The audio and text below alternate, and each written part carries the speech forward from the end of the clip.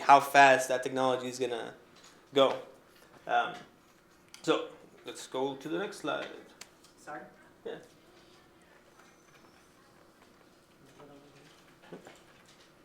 Thank you. So this is a French class. So let's talk about some differences between the French and the U.S. technological cultures. And a lot of this can be extrapolated to not just France, but Europe as a whole, especially they're not just politically like a whole in the EU, but culturally, the differences are a lot smaller than, for example, between like California and New York, or California and Florida. There's because people can travel. Like, you can drive a car in a straight line for a few hours, and you'll cross like 3 or 4 countries. So because of this ease of access to other cultures and other areas, the cultural similarities tend to blur a little bit in Europe, much more so than here in the U.S. Between like the U.S. and Mexico, like you cross that border, it's a whole different world. Not so much between like France and Germany. But some differences that are big, and I've gotten to experience these abroad, is that there's a lot more regulation of companies, and this extends to technology. For example, have you guys heard about net neutrality? Do you guys know what that is? Net neutrality. I implore you, as future voters, to look into what that is. It's not the topic of this, but please look it up. Here, it's a much bigger push here in the U.S. than to abolish it. And in Europe, it's not that big. This is one of the coolest things, I think, that one of the coolest ways in which Europeans get to use technology that I just haven't seen Americans do it for some reason. Have you guys heard of something called Skyscanner or other flight apps? So because of these countries are so close together, and the culture of travel is much more prevalent. For example, you talk to most Americans in their 20s, they still haven't been out of the country. They might have gone to like Rocky Point or something, but like most Americans in their 20s just something about Americans. We don't travel that much, but I've seen of these abroad, like Europeans walk around with an app, and if they just want to travel, they just look up the Skyscanner and find, oh, what's a cheap flight today, and then just go. And I'm just like, it's bewildering that they just do this, not just in between European countries, but like in Thailand, you'll see someone like, oh, just pull out the app and I'm gonna go to Cambodia today. The culture of cheap flights, because of basically they buy the unsold seats like last minute, so you can go to an airport. This is mostly seen among youth. Families could not do this, obviously. It doesn't matter whether you're This is for like an individual. Yeah, an individual or two that are backpacking. You just show up to the airport and they're like, let's meet in the airport in Cambodia, in Siem Reap, Cambodia. You might not go on the same flight, but then you just wait at the airport until your friend gets there. This is a very cool use of technology that I've seen the French and to most Western European travelers do. It's great. I really wish it would catch on with Americans, because it would allow much Americans to experience global perspectives a lot more, especially in their youth, like in your formative years. So that is one of the differences. And can we go to the next slide? Yeah. But the more I thought about this, is that although there are cultural differences, technological cultural differences are much less pronounced.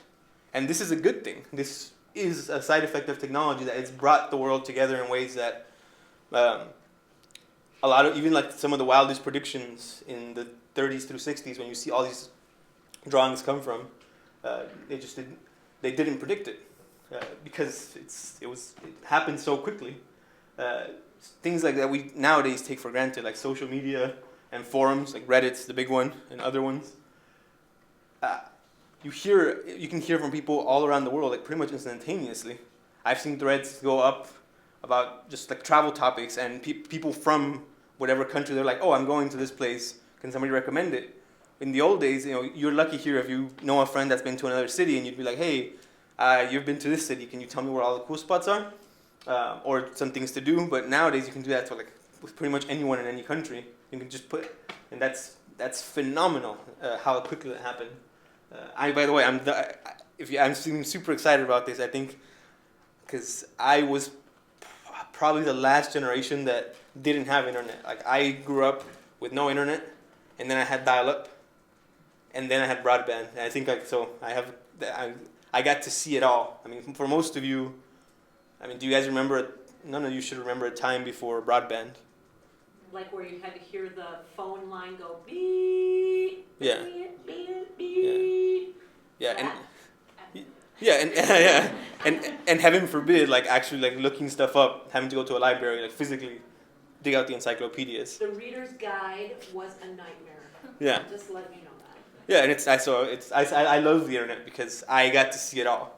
In my earliest years, I do remember pulling out the encyclopedias, and I remember getting dial-up and all that. When I was originally, this presentation was mostly going to be about the differences in technological culture between Europe and the U.S., and I realized there's not that many, other than the use of travel. Cultural differences, yes. Technological cultural differences, not so much. So let's go. Yeah. Mm-hmm. So now we talked about what can go wrong with predicting. So I tried to do this as I tried to do that as the least amount possible. None of these are wild, and most of these are in technologies that I see or read about in my daily life because I'm a roboticist. So I have to be up on robotics. And some of the biggest things that a lot of technologies you don't see. For example, the US has a big push to improve the efficiency of electric machines, like transformers, the circuitry and things, the efficiency of things. This is a multi-year, like millions of dollars to achieve this, multiple institutions, to take the efficiency from 93% in 2015 by 2018 to get it to 94%. That's a huge technological innovation, but like most of that stuff passes by the background. Nobody really, unless you deal with it, nobody really knows about it. But there are some technologies that just are in your face, and they're going to be seen a lot.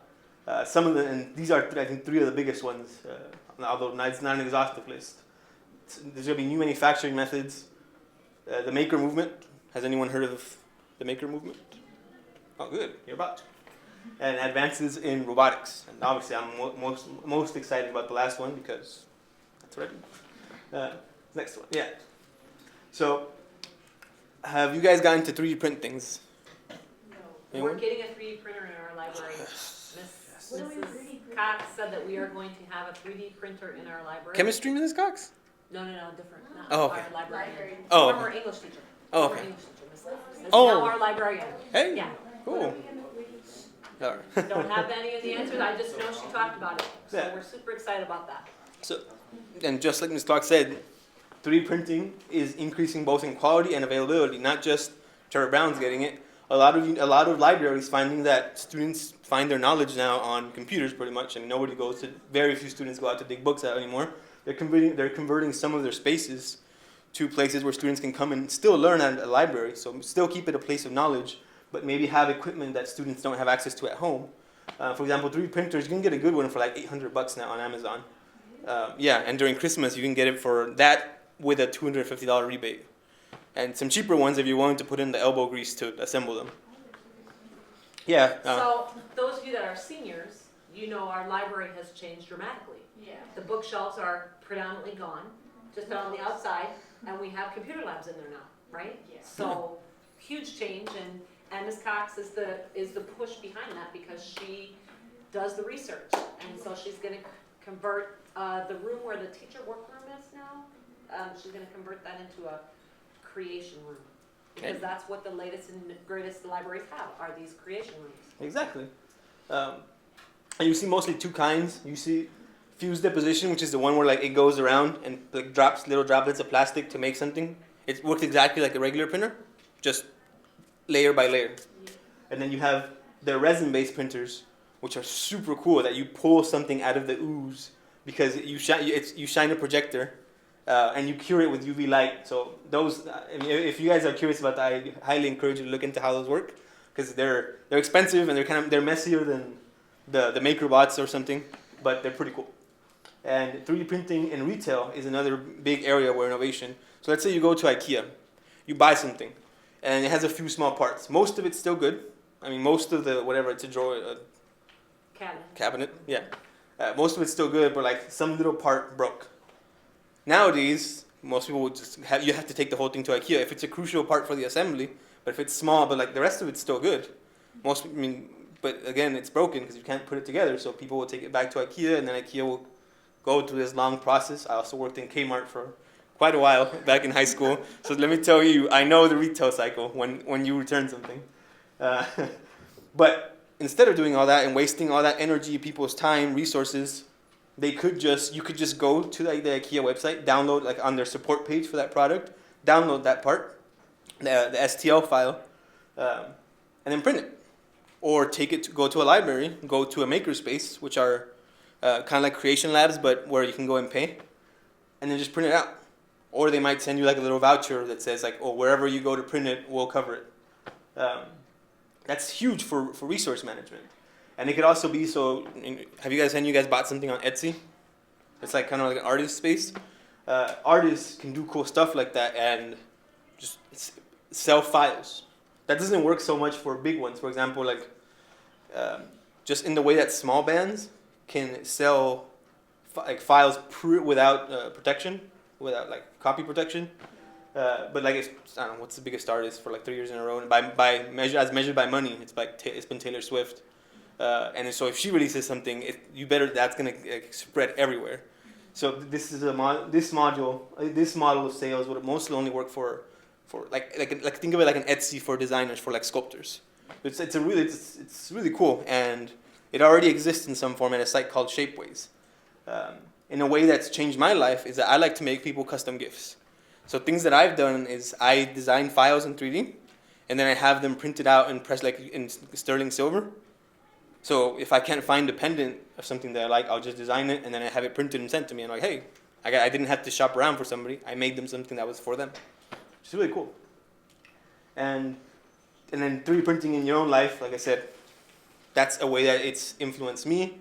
It's made I love inventing things. So whenever I invent something, try to invent something, I'm empowered to design it with 3D design tools that are becoming easier and easier. You don't have to be a programmer. You don't have to be an engineer to be able to make something in 3D. There's free software now that can do that. And yeah, like I said, lower cost. It's $800 for the printers that I have in my lab.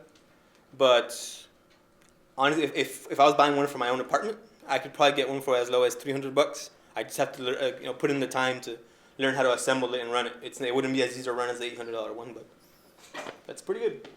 Okay, I'm going to stop you right here for Yeah. a second. En utilisant le vocabulaire que je vous ai donné, okay? Cette page ici, discutez ce que vous avez appris, okay? En utilisant le vocabulaire en français pour améliorer votre compréhension, bien sûr, de ce qu'il a dit, mais aussi pour votre compréhension avec le vocabulaire français. Okay? Je vous donne 2 minutes. 2 minutes to discuter en groupe. Seulement cette page ici. Il y a le vocabulaire ici qui représente des choses. OK?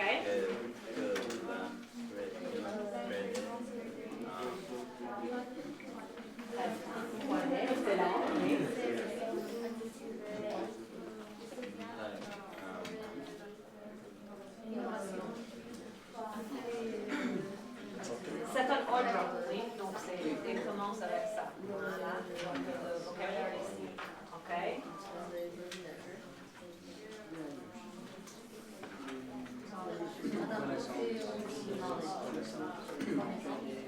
La connaissance.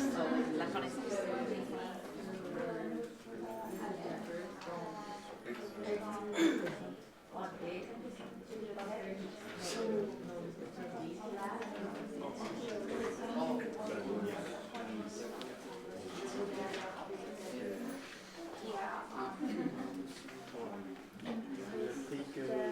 L'impression 3D et on peut l'utiliser pour notre vie personnelle et aussi Imprimer. l'impression 3D. Ça, c'est la augmente la qualité des produits.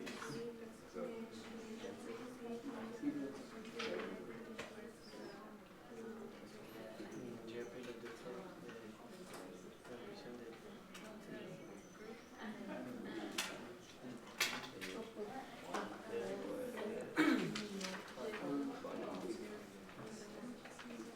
J'ai vu aussi que si on veut acheter une impression 3D, une machine pour Une machine, imprimer, oui.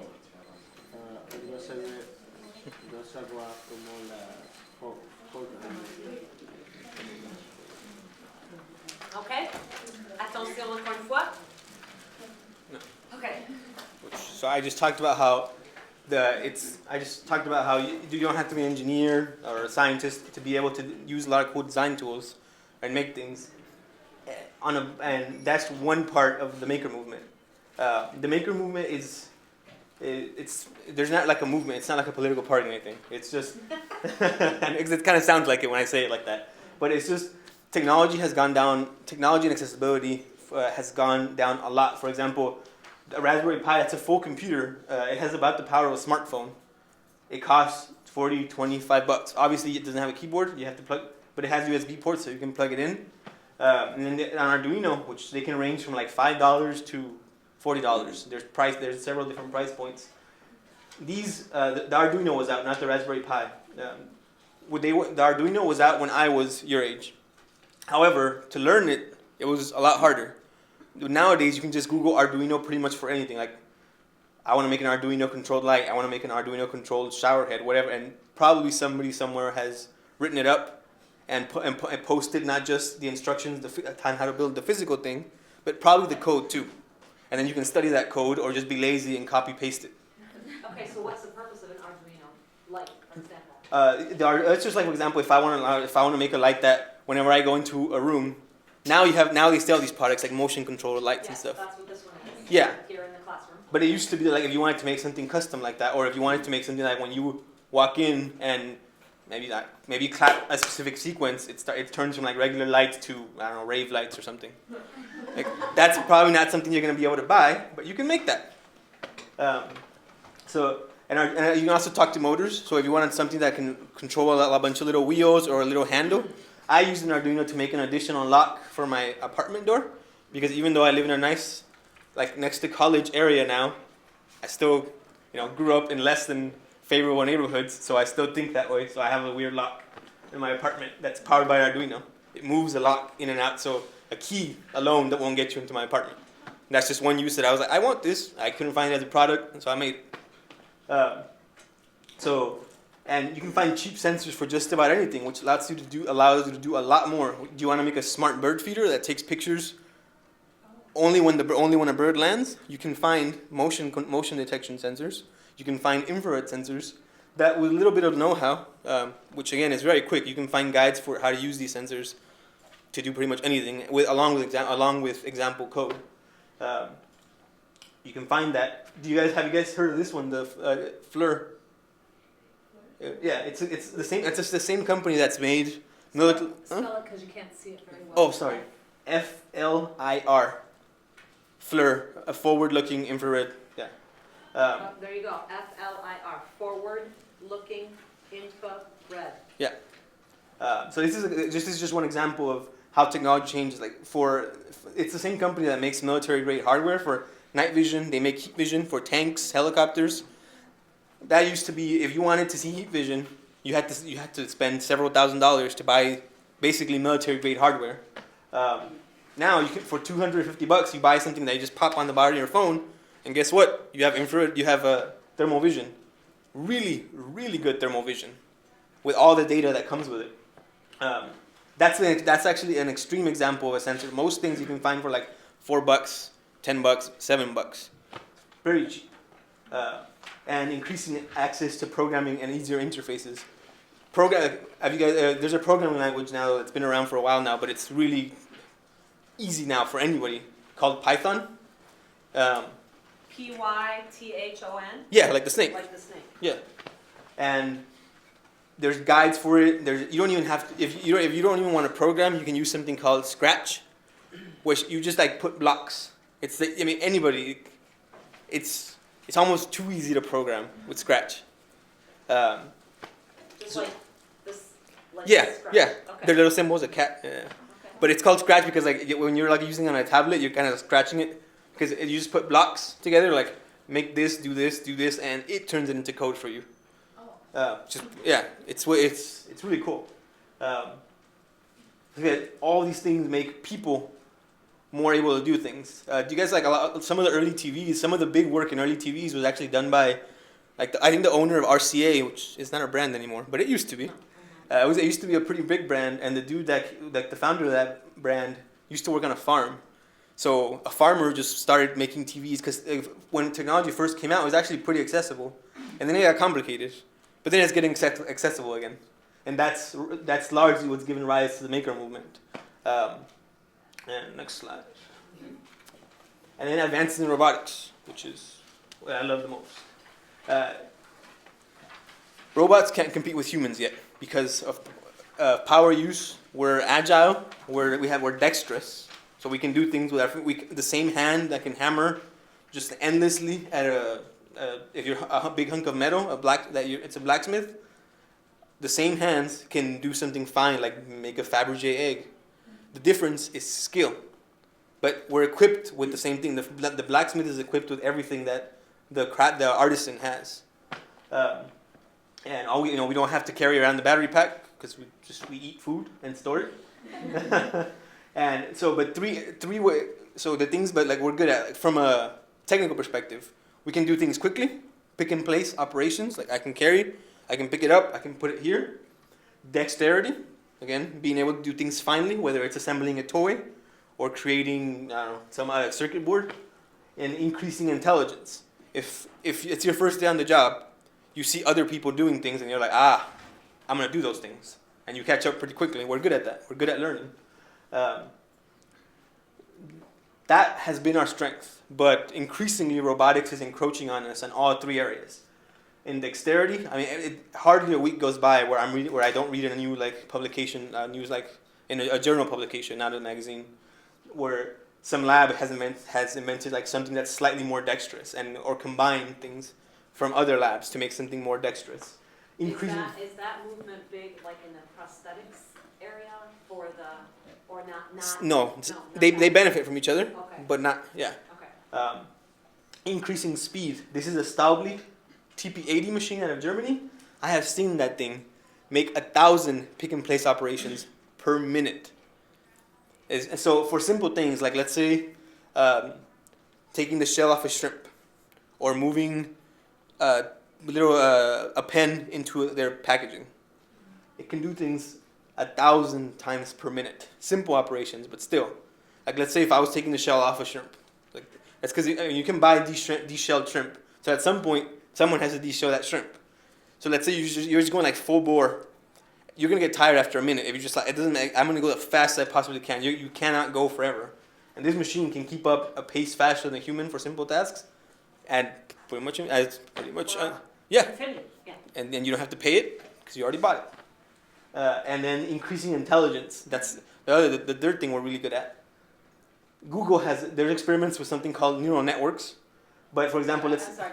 Called neural, like the neurons in your brain. Neuro, okay. Yeah. Neural networks, uh-huh. Yeah, and so for example, let's say we line the walls of this room with 40 robots, and we're trying to teach them something easy. Like we don't tell them how. We just say we give them a picture of what an open door looks like.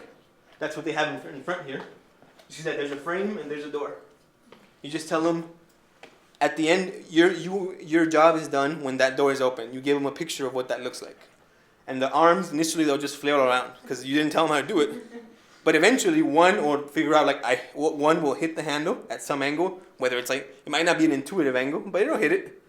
And then it'll drag it out, and then the neural network will say, hey, the door moved a little. It got me closer to that picture. And all 40 robots are learning on their own, but also you can combine their knowledge. Like if we all know things, we can't combine our minds. We can talk and try to share ideas. We can't become one, and robots can do that. Oh, because you can connect them all to the same Yes. processor. Yes, yeah, and you can do this even Can with. you create them to compete? That hasn't been the goal, but I don't imagine why not. Yeah. Yeah, I mean, but so the idea of like this magic too, like man, a robot can't beat me. I know how to do things better than it. Well, give it a few days, and you won't, and it's gonna be just as good as you, if not better. And the more robots you add, the better it is. So we're seeing encroachments on all three areas. So that old human that goes, man, I'm more dexterous than a robot, I'm faster than a robot, and I'm smarter than a robot. So all three areas are getting encroached on. OK. 2 minutes, parler en français avec le vocabulaire de la liste. OK.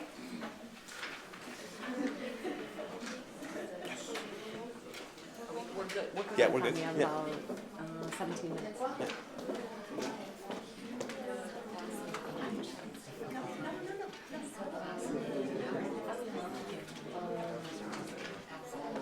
Oh my gosh, can you imagine? No. Okay. So I'm going to try and if I can get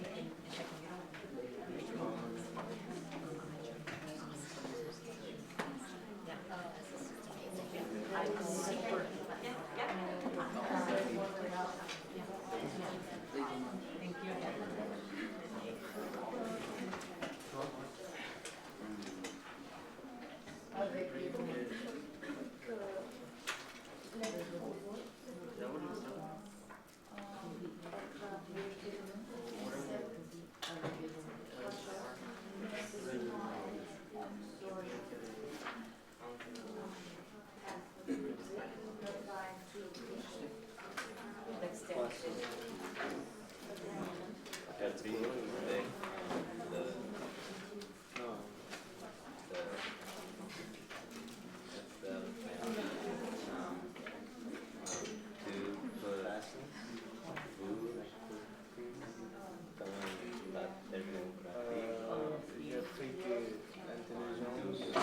Comme pour nous faire la connexion au robot, et après ça, il développe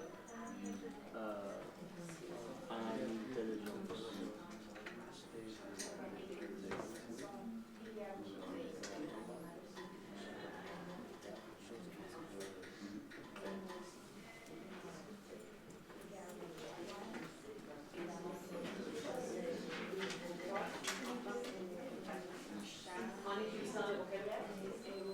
OK. Très bien. Excellent, merci. On va continuer maintenant. Next slide. Yes. Thank you.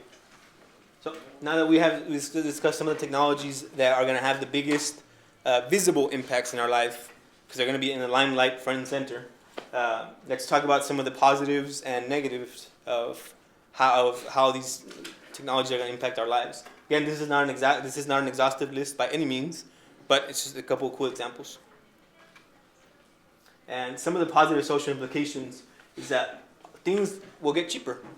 Because, like I said, things are getting more dexterous. So before, it's something that required a person that had themselves or more people to feed. You had to pay them for their skill to develop, for their time. And a lot of that is going to go away. Particularly in the lower skill levels, which is going to make things cheaper. That's one of the positive sides of automation. It's happened before. We saw it during the first industrial age, especially in England, when England just went nuts and in one generation wiped out pretty much all their forests, and things got cheaper. Obviously, that was done in a less than optimal way, but it worked.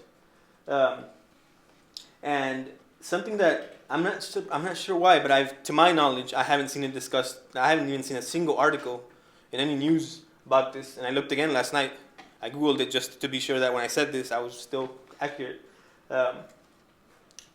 But you can pass a lot of laws against slavery, but you have to enforce them for it to work. And all the laws in the world, if they're not enforced, will not work. And slavery has actually gotten worse. In 1850, the American Civil War was 1861 to 1865. So this was 15 years, roughly around the peak of slavery, at least the era we know as slavery, because obviously slavery was around long before then. There were 1.4 billion people in the world and about 25 million slaves. Now there's 7.5 billion people in the world and 27 million slaves. So there's more slaves now than there's ever been. Even though a smaller percentage of the population are slaves, we just blew up. And it's not just that we blew up in population. We blew up in areas, we didn't blow, in areas where the laws are the loosest. You can see here, from 1960 to 2010. The population in North America, the purple line, it climbed, but not too much. In Middle East and North Africa, it climbed, but not too much. Not to say that there's a lot of, obviously there's a lot of injustices there, but Latin America and Caribbean, good, more. Sub-Saharan Africa exploded. And Europe and Central Asia just kind of stayed the same. But in South Asia and East Asia, so China, Thailand, Cambodia, Laos, those types of countries, the population there blew up. And because of the loose laws, and now they have all these people to govern, which their system doesn't always do a good job of it. This is ripe for exploitation, and slaves are actually really cheap for them. As you can see that I was blown away by how cheap. This graph here shows population increase. Yes. Okay. Yeah, so that's why I'm saying that Okay. in Southeast Asia and East Asia, that's where most of the growth. So India, China, all that swath of the world. That's where most of the population growth happened. And in 1850, like at the height of slavery in America, a slave cost the equivalent of like $134. Today, if you scale that money to today, today you can get a slave for like $140. But again, in poor parts of the world. And obviously, unless they're a sex slave, in which case their value goes up way more. But human life is still cheap, and because of loose regulation, it's easier to get away with it. We have a lot of technology now that makes it easy for us to get away with it. It's still a problem, and it's worse than ever, by numbers, by absolute numbers. East Asia, they're next to the coast, so it's estimated that about 44% of seafood comes through slave labor. As a consumer, you have no way of knowing if you're buying slave shrimp or slave fish, because it all gets sold in China and mixed with legitimate. And China exports most of the world's seafood. China and Chile for some reason, but China produces by way more than Chile. It's most of the world's seafood comes from China, but then the 44% that comes from slave labor just gets mixed in, and wow, you got slave tilapia or slave shrimp. And automation has the possibility to deal a big blow to this, not because of laws, but because if you can make because remember, most of the things that slaves do, you don't have like a PhD slave. I mean, sometimes I feel that way, but it's generally low-skilled things, very, very low-skilled things, like taking the shell off the shrimp, cutting the stomach of the fish. It's very simple, repetitive, low-skilled tasks that you can just shove someone, punch them in the face, and tell it, do that all day, or I'm gonna hit you again, or I'm gonna starve you. And so the simple tasks are the ones that robots are best at. A robot can do this and take the shell off a shrimp. And remember that Staubli robot? I can do it 1,000 times per minute at a pace it's not going to get tired. Every once in a while you turn it off for maintenance, but that can be days in between. And if you can lower the cost of low-skilled labor that slaves do below what's profitable for slaveholders, then you beat it without having to go through this big government process to really enforce regulations to push everything, because it's just money. I mean, they're criminals. If there's no money to be made, they're not going to keep slaves out of the goodness of their heart. There is no goodness there. They're just going to go, well, get out, or because I'm not making money off this anymore. So this is a really cool social implication for robotics that I hope gets picked up by news media, but I haven't seen it. Maybe I see this because I'm in the field. Like I see robotics all day, every day. Maybe you need to write a paper. I might, yeah. An article, yeah. Yeah. So next slide. Yeah. So there are downsides to this, and like I said, things will get cheaper. A lot of those low-skilled jobs will disappear. Society is going to have to go through a transitional period, the likes of which we have never seen. Remember that the idea that where you're born, somebody doesn't own you, is new. It's roughly like when England forced the king to sign the Magna Carta. To some extent, it was present in Greece. But before then, do you guys know what serfdom is? When you were a serf? All right. Well, it was basically like a wage slave. You were basically a slave. So this idea that like I'm born, nobody owns me. If I choose to, I can stop working. It'll have implications. Like I'll be homeless, I'll be poor, but nobody can own me. Nobody's gonna come and say you have to work or you die. This is a very new idea. We found ruins of like civilizations as humans as far back as 50,000 years. But in all that time, it's only been in the last few hundred years that they were like, hey, nobody owns me. A child can be 10 and not be working, not expected to work all the day. I can take 2 days off, Saturday and Sunday. These are very new ideas. For example, the 5-day week wasn't gained until late 1800s. So out of like 50,000 plus years of human civilization, nobody thought like, hey, I deserve to have at least a day off. It's new.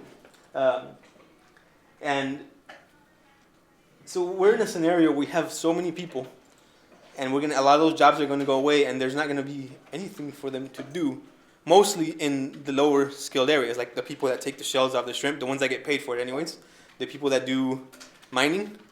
Like, have you guys seen like conflict minerals? Yeah, so that sort of thing, that's going to go away. But all these, what are you going to do with these people? And it's estimated that by like 2030, there's going to be 95 million more low skill laborers than jobs. For context, Germany has 81 million people. France has 65 million people. This is 90 to 95. It's bigger than France. It's bigger than Germany. Imagine a country of people that just, there is nothing for them to do because they don't know how to do anything. And furthermore, not only is there nothing for them to do, but if they try, it's actually going to make things worse. It's going to be like a toddler helping an adult. They think they're helping, but it really is just like slowing down dinner or whatever, because you have to deal with whatever they mess up. And that doesn't take into account the people that are like almost slave. They're basically jobless, like the people that make $1 a day. So society is going to have to go through a transitional period, the likes of which we have never seen anything close to it. And that is one of the like less savory sides of automation. I mean, just it's mind-boggling. Like, even during the Great Depression, we had nothing close to what this is. So humanity is going to have to learn how to do it, and because if we don't, that means mega war, like a war that makes World War II look like nothing. And then another bad side of it is attempts to use social credit scores. Have you guys seen Black Mirror? Don't lie, you've binged on it on Netflix. That's what you like. So in China, they're starting to do this thing where if you want to apply for a house loan, they're not just going to look at like their version of their credit score, but a social credit score, which takes into account like your posts on social media, the ones that they can get access to anyways, which in China, they can pretty much see all of them because they don't have Facebook or Twitter. They have Chinese equivalents, which the government controls.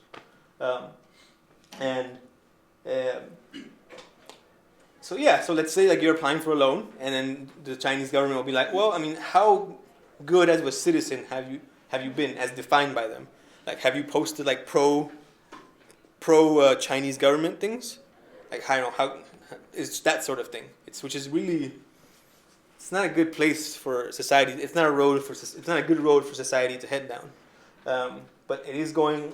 They're trying to roll it out in China, and hopefully it dies there, and it dies a permanent death.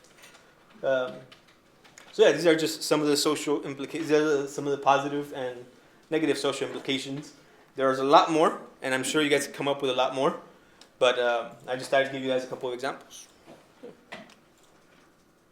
And that's Do like. you guys have any questions for Mr. Ramirez?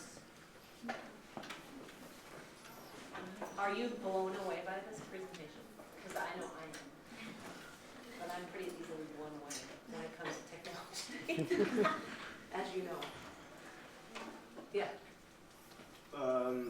So, what are the ramifications of this movement towards machinery versus humans? For example, what are gonna give the energy? What's gonna give the energy to the robots? Where are we gonna get the energy from? And how's that gonna affect the environment?